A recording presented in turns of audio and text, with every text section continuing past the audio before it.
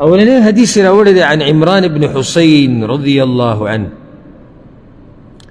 عمران بن حسين ويجي أن رسول الله صلى الله عليه وسلم رأى رجلا معتزلا. یو سړی ولیدو چې هغه د خلکو نه جدا ناست لم يصلي في القوم او د خلکو سره جمع کې شریک نشو.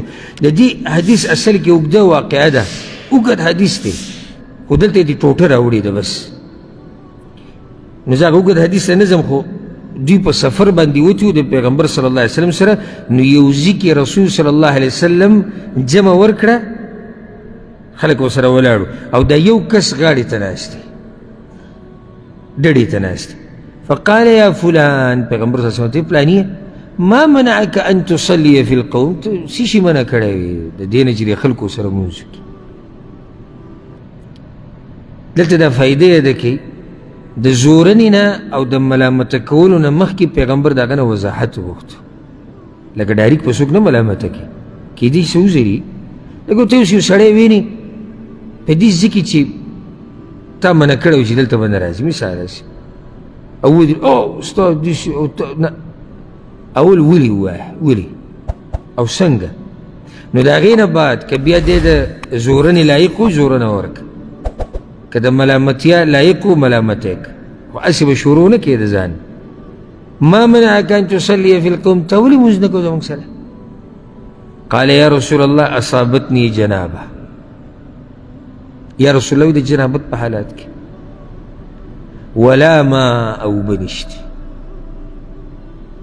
اصابتني جنابه ولا ما، جنابت را تر رسیدلی دی او اوبه نشتي. بعضو علماو د دغه کس نوم ذکر کړی دی خلاد بن رافع الانصاري رضی الله عنه. دا د هغه ورور دی او بدر تم بدر کې دی حاضر شوی دی، یعنې ګډ صحابي دی. نو هغه ځان له ناسته و زړه کې چې ما باندې جنابت راغلی. لږ ساعت مخکې ما دا وي چې دا مسله هر چا ته راپېښېږي، د دیندارو خلکو ته هم راځي، بېدینو ته هم راځي، ټولو ته راپېښېږي. خو د ده ذهن کې دا سوچ پروت دی، د ده ذهن کې څه دي؟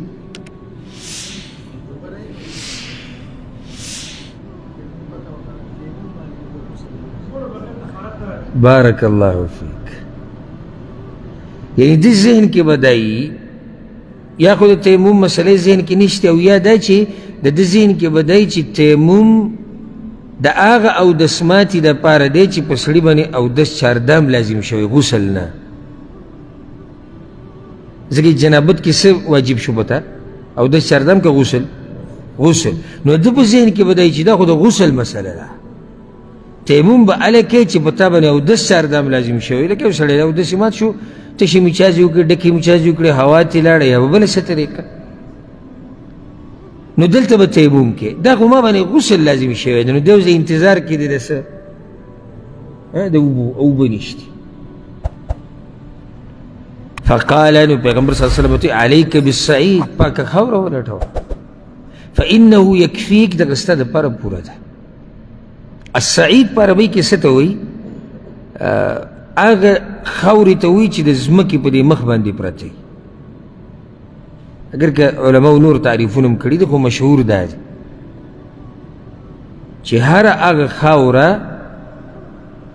او بلکې بعض علماو هر هغه څه چې په ځمکې په دې مخ باندې، لکه دې کې شګ هم راله، دې کې خاوره هم راله، ټول پکې دننه راځي. هغوی دلیل دا ورکوي کوم علما چې دا وایي، وی پیغمبر صلی الله علیه وسلم چې دغه ته تو د تبوک ته په تبوک غزا ته هلته ډېرې ورځې تېرې کړې وې پیغمبر صلی الله علیه وسلم.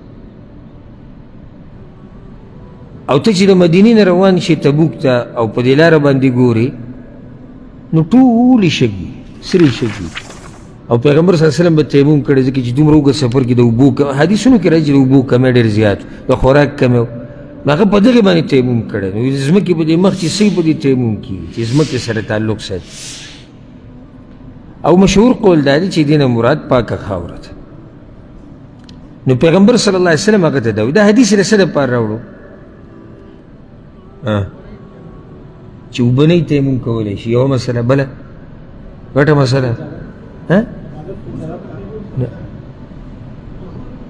د غسل په ځای تیمم کافي کېږي چې کله اوبه نه وي.